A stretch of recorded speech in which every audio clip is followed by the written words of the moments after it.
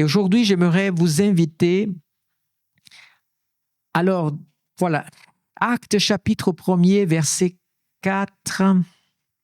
Écoutez.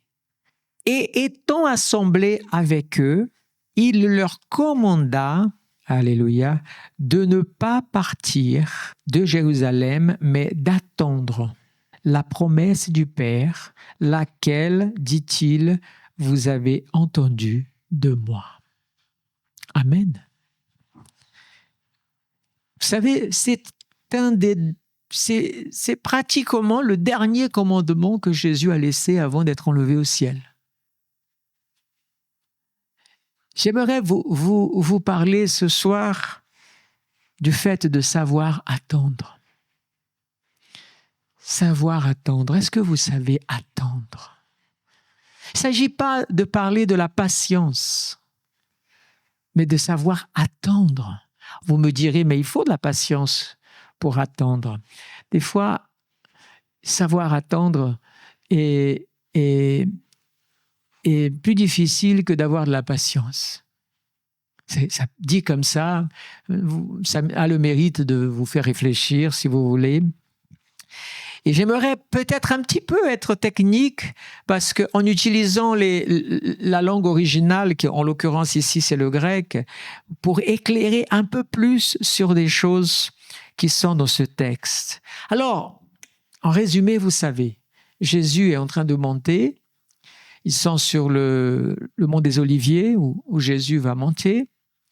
Il dit quelques mots aux disciples et puis il leur dit ça. Vous savez, en d'autres mots, comme si Jésus parlait d'une manière plus comme je parle là. Il dit, bon, les enfants, vous savez, il y a une promesse qui a été dite, ok, mais je vous donne un ordre.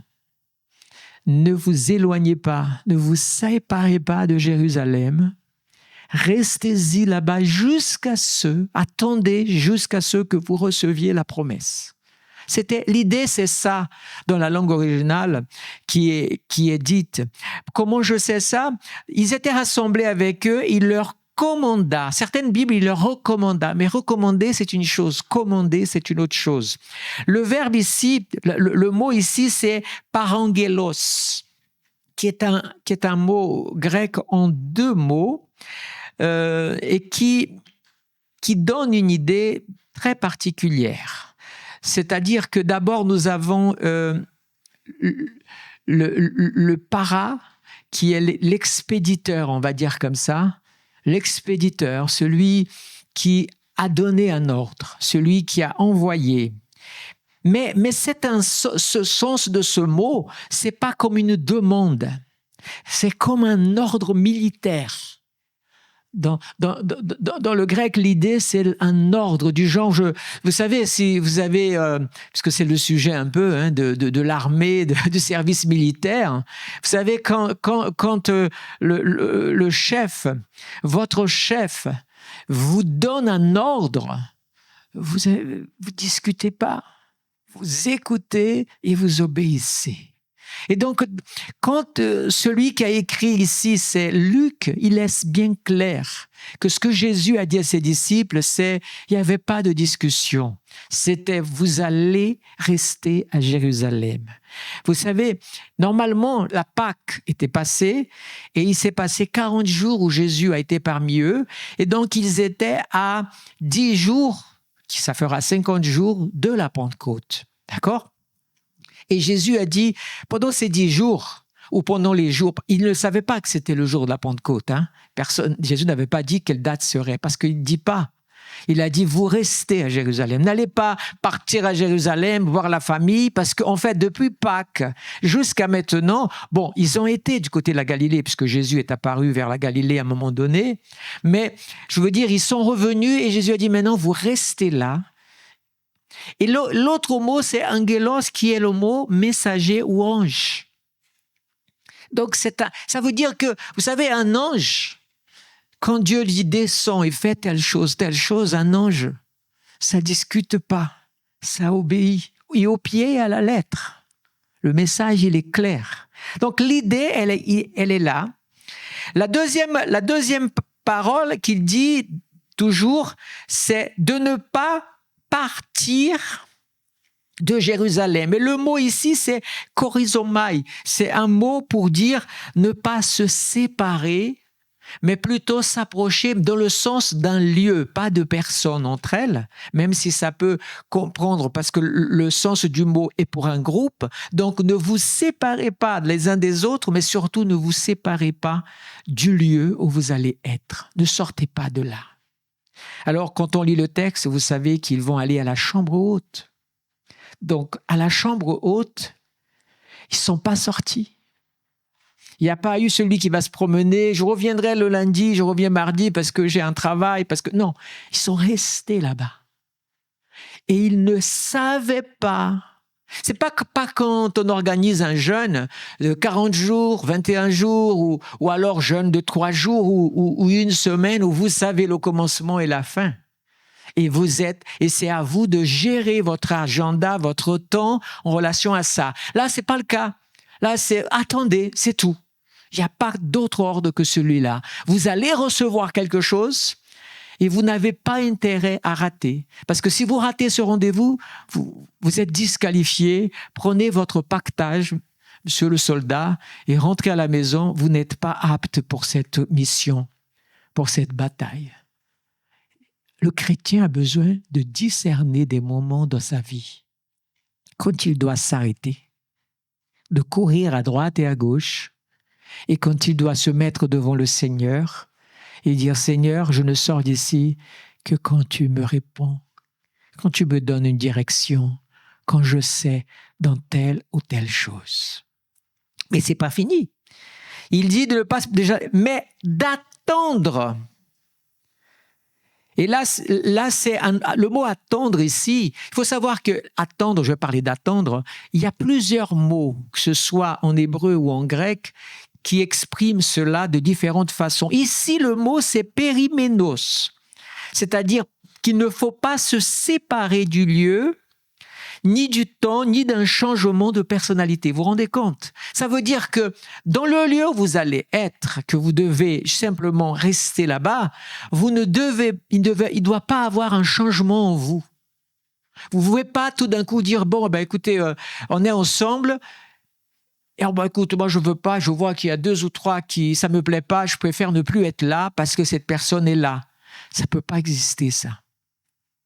Il y a du genre aussi, je change de personnalité. Avant, j'étais comme ça, maintenant, je deviens comme ça. Non, tu restes le même, tu restes au même endroit et tu attends la même chose. C'est une invitation à une communion qui ne se sépare pas, qui ne s'éloigne pas, qui ne va pas voir ailleurs, mais qui a une promesse. Et cette promesse, elle nous maintient comme ça. Amen.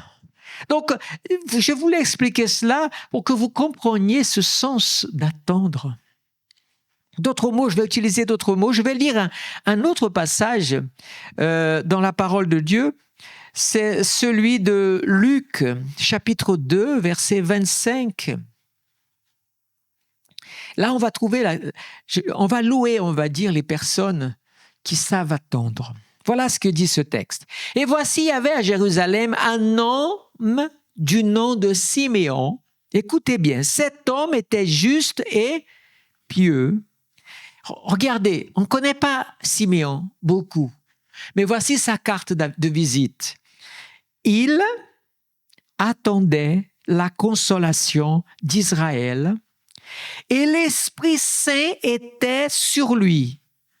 Belle carte de visite. Pourtant, on n'a pas parlé beaucoup de lui. Mais le peu qu'on a parlé, waouh, c'est top. Il attendait la consolation d'Israël et l'Esprit était sur lui. Et ça ne s'arrête pas là. Il avait été divinement averti par le Saint-Esprit qu'il ne verrait pas la mort avant d'avoir vu le Christ du Seigneur.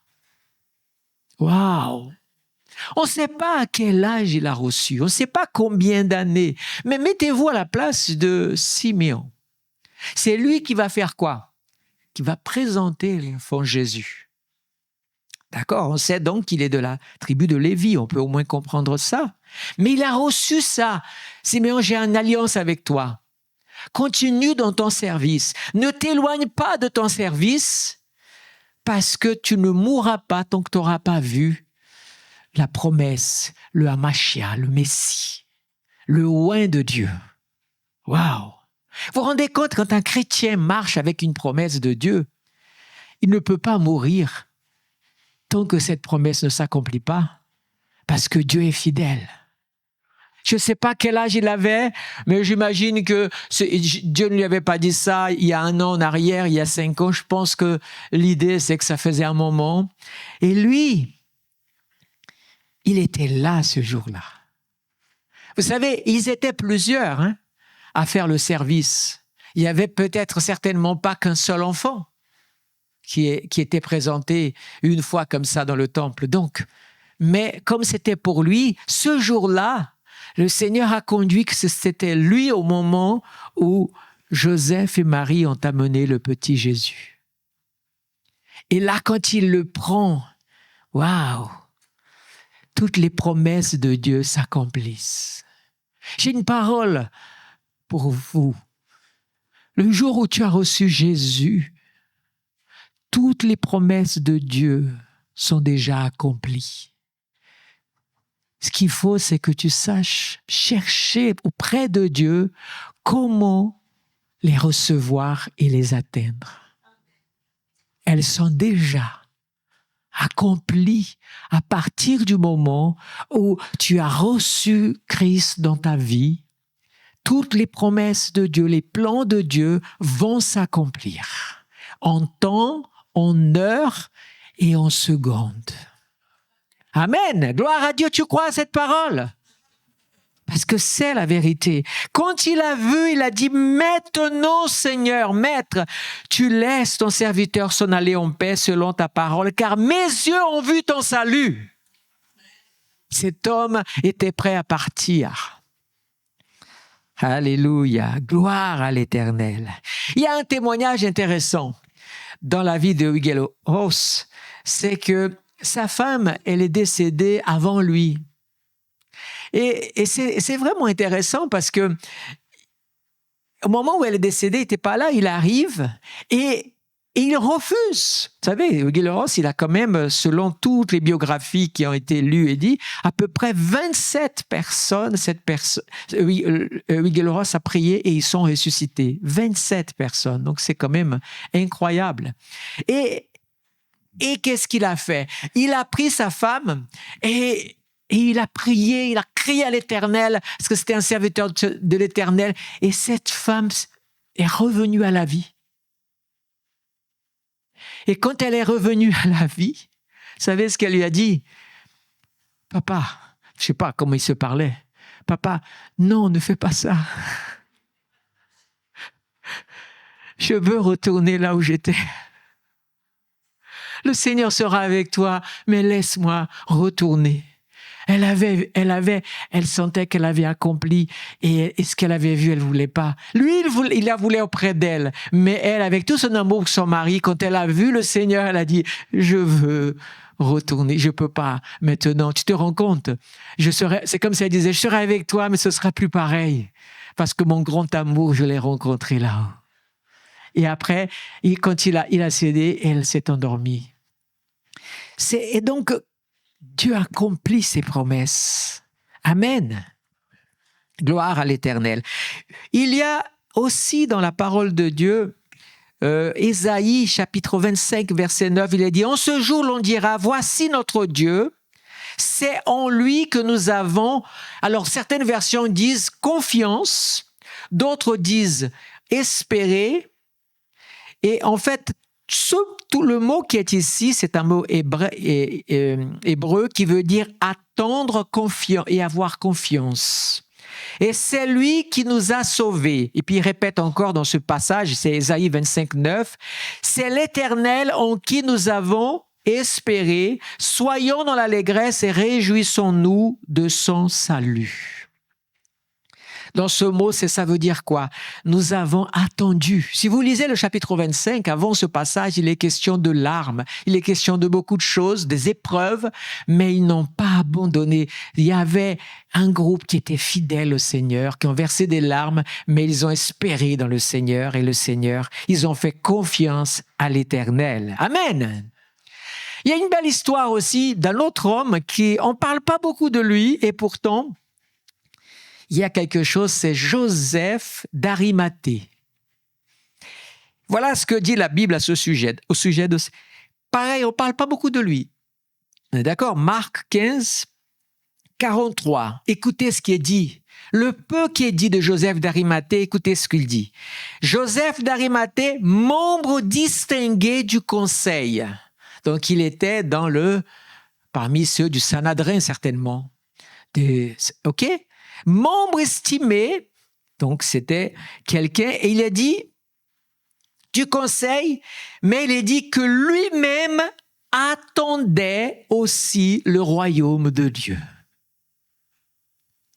Vous savez quelle est la différence entre Joseph d'Arimathée et la plupart de ceux du Sanhédrin? C'est pas qu'ils attendaient pas. Ils attendaient tous. Mais Joseph d'Arimathée a identifié quand le royaume était arrivé. Et comment je sais ça? Parce que demander le corps de Jésus à Pilate, il faut avoir une conviction de fer.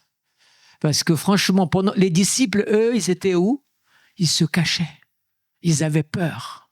Les apôtres, ils étaient dans une phase de leur vie que c'était tellement difficile d'être suiveurs de Jésus après tout ce qui s'était passé, le voir mourir à la croix et tout ça, qu'ils se cachaient. Joseph d'Arimathée qui était au milieu du Sanhédrin.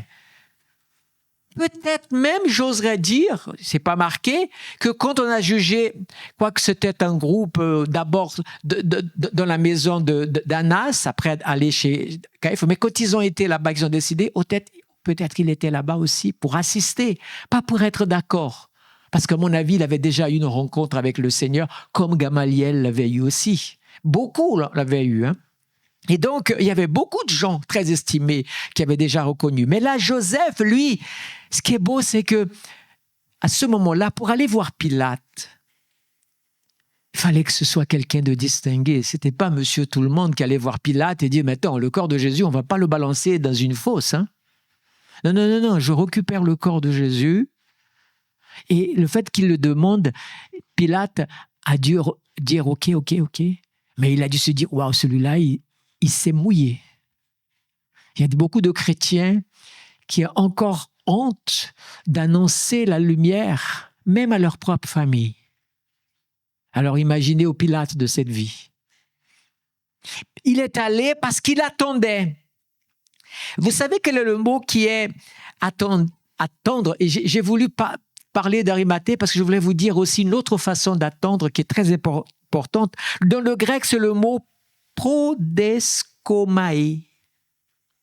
Et vous savez, ce mot est très particulier parce qu'il va bien avec Joseph. Et ça montre bien l'attitude. Est-ce que vous savez qu'il y a une différence entre attendre et recevoir? Mais l'attitude quand on a reçu. Qu'est-ce qui fait que Joseph d'Arimathée était tellement plein de lui-même pour aller voir Pilate et dire « Je veux le corps de Jésus. » C'est presque comme dire « Je veux prendre le corps de Jésus. » Parce que ce verbe-là que je viens de dire, ce mot-là veut dire c'est-à-dire que tu attends quelque chose jusqu'à ce que tu l'aies dans ta main. C'est une autre façon d'attendre. Vous savez, des fois, on prie, on attend quelque chose de Dieu et puis on a ah oui, ça y est, il y a une parole qui dit tu vas la voir bientôt, dans 15 jours, dans un an, attends, etc. Et tu es content déjà d'entendre cela. Mais il y a des choses où toi, tu ne t'arrêtes d'attendre que quand tu l'as dans ta main. Et c'est totalement, c'est le sens de ce mot qui est utilisé. Pourtant, vous voyez, nous sommes chez Marc ici, qui parle, et il utilise ce mot. Pourquoi il aurait pu utiliser un des autres mots, mais c'est celui-là. Parce que je voudrais vous dire que ça donne une idée très particulière. Par exemple, vous avez imaginé, vous entendez au journal que, on va utiliser un terme très simple, un truc très traditionnel. Le décret du gouvernement a fait augmenter le SMIC de 15%. Vous dites, waouh, c'est beau, jamais on a vu le SMIC augmenter de 15%. Vous imaginez, le rêve, quoi. Pour les gens qui dépendent pour une vie un petit peu mieux. Surtout, en plus, on est d'accord. On a aussi la question, ça y est, nous savons, ceux qui ont des enfants, tout ça, il y a la CAF qui tombe, comme on dit. On est d'accord. Et donc, vous attendez, beaucoup attendent. Mais ce mot grec veut dire quoi, en fait? C'est que vous attendez, mais vous ne l'avez pas encore. Mais quand le 10 jours arrive et que vous regardez, tout d'un coup, vous avez travaillé ce premier mois après le décret, vous travaillez avec cette espérance. Waouh, si vous faites le calcul, 15% sur le SMIC que j'ai, ça va me, waouh, je vais pouvoir faire ceci, cela avec ces 15% en plus. Vous attendez, vous êtes dans la joie, vous êtes dans l'espérance, vous êtes dans la foi, mais vous ne pouvez pas faire plus que ça. Mais quand le 10 jours, vous recevez votre salaire, votre virement ou votre chèque comme dans le passé, et que tout d'un coup vous regardez le montant, vous avez dans votre main, c'est ce qu'on appelle le prodeskomai, l'attente qui maintenant tient dans sa main la promesse qui a été dite et qui peut maintenant agir avec du concret. Amen, Église. Que le Seigneur nous permette aussi d'avoir cette foi en disant, Seigneur, il y a des chrétiens qui ont déjà, pareil pour la CAF, quand ça arrive, vous regardez sur le compte, ça y est, les enfants, on va faire les achats scolaires. C'est comme ça ou pas? Je trouve que ça illustre bien, là, ici, le mot et le sens. J'aimerais vous encourager à une chose, c'est très important, c'est que parfois, il y a des choses que ça vaut la peine de continuer devant Dieu jusqu'à ce que vous l'ayez saisi complètement. Amen. C'est pas un manque de foi, c'est une attitude de relation. Vous, par exemple, quelqu'un qui est malade, il va utiliser le côté théorique de la parole, et qui est vrai, qui est puissant, surtout n'en doutez pas. Oui, le Seigneur a promis ma guérison, etc. Mais alors, il dit, au bout d'un moment, certains, ils disent, mais ça fait 1 an, là, je pense. Et là, les gens commencent à dire, écoutez, je crois que c'est pas la volonté du Seigneur. D'autres vont dire, dans certaines traditions d'église, le Seigneur met l'épreuve pour cette maladie pour que je... Non, ça, c'est pas biblique. Sincèrement, je le dis toujours, ce n'est pas biblique. Ce qui est biblique, c'est que le Seigneur, il t'a guéri depuis la croix du calvaire. Il a porté nos maladies, nos souffrances. Ce qui est valable pour le péché est valable pour la maladie. Amen. Après, il y a toute une autre chose qui est individuelle à chacun. Mais j'insiste là-dessus. Toi, tu dois... Seigneur, tu as la parole de Dieu, tu as la foi, mais à un moment donné, quand tu as la guérison, tu dis, tu témoignes, non? Tu dis, mes bien-aimés, je suis passé par ce parcours, mais aujourd'hui, voici l'attestation médicale de ma guérison, je la tiens dans ma main. J'attendais ça. Amen. Joseph d'Arimathée, si on a utilisé ce mot pour lui, ça veut dire quoi? Que quand il a été avec Jésus, il a une pleine conviction. Et quand Jésus est mort, tout le monde courait. J'imagine Joseph d'Arimathée, je dis, ça y est, je connais ma mission. Il n'est pas question que le maître soit jeté. Il faut que son corps soit mis dans le tombeau. Et il s'est débrouillé pour avoir un tombeau neuf. Tout était dans l'urgence, mais il a réglé tout ça en moins de 3 heures, bien-aimé. En moins de 3 heures, il est allé vers Pilate, il l'a convaincu, il a pris le corps de Jésus avec ceux qui les ont pris, il les a mis tout avant qu'il soit la fin de cette journée. Marqué. Ils n'ont même pas pu faire tous les parfums, les huiles sur le corps de Jésus parce qu'il n'y avait plus le temps. C'est pour ça que le matin tôt, les femmes sont allées le faire, pensant qu'il était encore là. Gloire à l'Éternel. Il y a un autre passage dans la Bible qui est tellement important, mais tellement important, Église.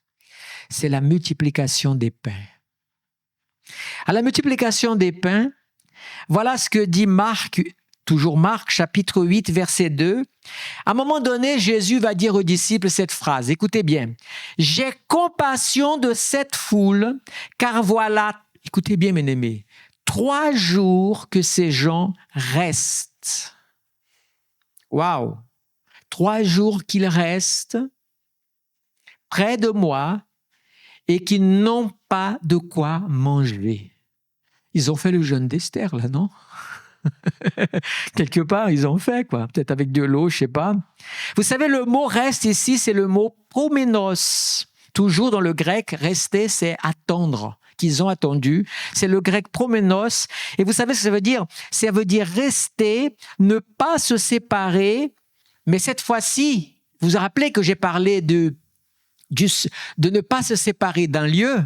Ici, c'est ne pas se séparer de quelqu'un, d'une personne. Ils sont restés parce que c'était Jésus qui voulait. Tant que Jésus est là, nous on ne sort pas. Mais ça fait 1 jour qu'on a quitté la maison. Où est la famille? Jésus est toujours là, je ne sors pas d'ici. Ça fait 2 jours. Tu t'es pas baigné, etc. Tant pis. Mais tant que Jésus est là, je ne bouge pas. 3 jours, la fin devait être difficile. Ça devait être terrible. Mais n'oublie pas, Jésus voit ton sacrifice. Jésus voit ta persévérance. Et à un moment donné, c'est lui qui dit, j'ai compassion. C'est ce qu'il dit, non? Il a dit ces mots. Il a dit, j'ai compassion de cette foule. Voilà 3 jours que ces gens restent près de moi. Pour moi. Waouh! Donc, le fait qu'ils ont attendu, qu'est-ce qui s'est passé? Un miracle, comme ils n'en avaient pas eu. Vous savez, le miracle que Jésus va faire, ce n'est pas un miracle de la guérison d'une personne. C'est un miracle collectif. Vous savez, toucher quelqu'un comme Jésus touchait, et la personne était guérie, voyait, marchait, ou les démons chassaient, c'est quelque chose qui est attaché au domaine du biologique. L'onction de vie et à toucher, l'autorité à chasser les démons, tout ça, c'est merveilleux, c'est extraordinaire, c'est la puissance de Dieu. Mais prendre du pain et 2 pauvres petits poissons, qui sont déjà morts, cuit, on est d'accord. Il n'y a plus de vie là. C'est grillé et c'est passé au four. Donc, et là, prier au Seigneur, c'est ce qu'il a fait, et distribuer. Et tout d'un coup, il y a un degré de multiplication qui se passe. Pour 5000 personnes, que comptons les adultes hommes, sans compter les femmes et les enfants qui étaient présents. Vous vous rendez compte à combien ce miracle était énorme? Jésus était en train de dire, vous savez quoi? Comme la manne dans le désert, je suis votre pain, votre nourriture. Si vous avez plus, écoutez bien, plus faim de Dieu que de faim de votre ventre, si parfois vous êtes capable de sacrifier un repas de temps en temps, pour rester dans la présence du Seigneur, tu t'approches un peu plus du miracle que Dieu a pour ta vie. Ça, c'est le secret du jeûne. On ne jeûne pas par intérêt, on jeûne parce qu'on veut Jésus dans notre vie. Mais qu'est-ce que Jésus a dit? Cherchez premièrement le royaume des cieux et sa justice, et tous les pains, poissons, nourriture, travail vous seront donnés par-dessus. Tant que le Seigneur n'est pas ta priorité, si tu ne sais pas attendre de lui la solution de tes problèmes, si tu n'as pas la foi pour ça, il est temps de faire un renouveau dans ton intelligence pour le Seigneur. Amen. Gloire à Dieu, Église. Ils ont attendu. Saül, il a perdu son royaume. Vous savez pourquoi? Parce qu'il n'a pas su attendre. J'ai marqué ceci. Saül attendit, il a attendu, non? OK? Mais il a perdu par manque de patience. Il se précipita et qu'est-ce qui se passa? Il perdit son royaume. Il y a des gens qui sont impatients pour les choses. Au bout de 7 jours, il a dit non, je me fais violence et je règle l'affaire moi-même. Combien de fois on est capable de dire comment le Seigneur n'a pas répondu? Bon, ça veut dire que le silence veut dire que j'ai le droit de faire comme je veux, alors je vais faire comme ça. Et après, mais pourquoi? Ah oui, tu n'as pas eu la patience. Ta patience doit être de la taille de ton espérance. Si un est plus petit que l'autre, il y a tout qui ne va pas se passer bien. Amen. Ça, c'est pour Saül. David, c'est pour ça que j'aime David, parce qu'il est plein de paradoxes dans sa vie. David, il avait péché, on est d'accord, avec Bathséba. Il avait péché. J'aurais pu dire beaucoup de choses sur David par rapport à l'attente, mais celui-ci, j'ai trouvé plus paradoxal pour vous le signaler. Et David, il va faire quoi? Il y a eu la main de l'Éternel qui va peser sur lui, la parole prophétique, il dit « Oh l'enfant », etc. Ok. Bon, qu'est-ce qui se passe? David, l'enfant est malade, David, il fait quoi? Il est enfermé, il prie et il attend un miracle de Dieu. Je ne doute pas, connaissant David et en lisant les psaumes, je sais qui est David. J'ai péché contre toi, je me repens. Il a tout fait pour convaincre Dieu de lui faire miséricorde. Il a tout fait. Je suis sûr, pendant les jours qu'il a passés sans manger. Et les gens, les employés étaient préoccupés. Et puis un jour est arrivée la nouvelle, l'enfant est mort. Boum. Les serviteurs ont dit, alors là, c'est la fin. Pardon du jeu de mots, là, c'était pas le but. F-I-N, bien sûr. Qu'est-ce qui se passe? Eh bien, qui va dire que l'enfant est mort? Déjà, l'enfant vivant, il jeûnait, il voulait voir personne, il ne se parfumait pas, il ne se baignait pas, il ne faisait rien du tout, il était vraiment dans la tristesse. Si on dit, il va mourir. Et quand enfin il entend des bruits, personne, il vient et dit, qu'est-ce qui se passe? Maintenant, on est obligé de le dire, c'est le roi quand même. L'enfant est mort, et là, il va faire quoi, David? Il va se lever, il va prendre une douche, se parfumer, s'habiller, manger, boire. Les gens disent, c'est pas possible, c'est le contraire généralement. Mais celui qui sait attendre, c'est obéir. Celui qui sait attendre comprend les dimensions spirituelles du oui de Dieu et du non de Dieu. Amen. C'est parce qu'on ne sait pas attendre qu'on part dans tous les sens. Et après, on ne sait pas pourquoi Dieu et on pleure devant Dieu, alors que c'est une affaire de savoir attendre. Béni soit le nom de l'Éternel. David a eu ce qu'on appelle la patience avec discernement. Alléluia, béni soit le nom de l'Éternel. L'Église, laissez-moi dire une chose concernant l'attente, que nous... Les églises, je veux dire les églises et parfois notre propre église ici, nous commettons un péché devant Dieu. Vous savez, une église, une réunion ne devrait pas avoir d'heure de commencement, mais pas d'heure de fin. Pas quand Dieu manifeste sa main. Parfois, d'arriver d'avoir des réunions où la présence de Dieu coule. Il y a des choses qui se passent. Mais qu'est-ce qu'on voit? Quand il y a eu des moments, ça a passé de l'heure, 30 minutes, c'était arrivé même de passer 1 heure de plus dans des réunions par le passé, on a eu ça, mais quand on a regardé, la moitié de l'église était déjà partie. Si nous ne comprenons pas la visitation de Dieu, quand Dieu décide d'agir dans une église, que la réunion commence, on a programmé les chants, on a programmé la prédication, on a programmé quelque chose de la liturgie du culte, mais que le Seigneur intervienne dans le culte et commence à manifester, apprenons à savoir, à patienter et rester là, jusqu'à ce que Dieu ait fini. C'est là qu'il va manifester. Mais quand tout le monde commence à partir, alors je comprends la parabole de Jésus dans la fin des temps. La fin des temps, les gens n'auraient plus de temps. Parce que c'est ça qui est le plus paradoxal. Et j'ai envie de dire, réveillons-nous. Tout pour nous dans notre vie est fait pour que ça aille plus vite. Nos voitures roulent plus vite.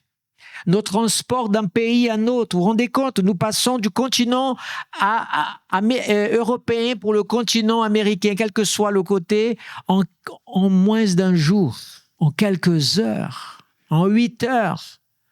On traverse un océan à la vitesse de l'avion. On prépare nos cafés, il est fait avec des machines Expresso et compagnie qui nous le préparent rapidement. Nous avons des micro-ondes, des air fryers maintenant, ce qui est à la mode, pour que ça aille plus vite. Et je pourrais dire encore tellement de choses. Donc, comprenez-moi, normalement, on aurait dû avoir beaucoup plus de temps pour nous, pour Dieu. Tout est rapide. Vous avez remarqué que nous avons moins de temps qu'avant? Posez-vous la question, qui gagne dans cette affaire? Dieu devrait gagner, aurait dû être le premier gagnant. J'ai béni le Seigneur pour la technologie parce qu'il me reste du temps de tout régler et d'être à l'église, d'être dans ma chambre, d'être dans mon... Parce que j'ai du temps. Eh bien non, les gens n'ont pas de temps pour lire la parole, pour prendre du temps dans la méditation quotidienne. Je veux vous dire qu'il vaut mieux jamais faire ce sondage dans les églises. Combien de personnes lisent la Bible tous les jours? Nous vivons dans un monde où tellement de choses volent le temps et nous n'avons plus le temps d'attendre. Demande-moi tout ce que tu veux, mais ne me demande pas de patienter, d'attendre. Faire la queue, quelle horreur.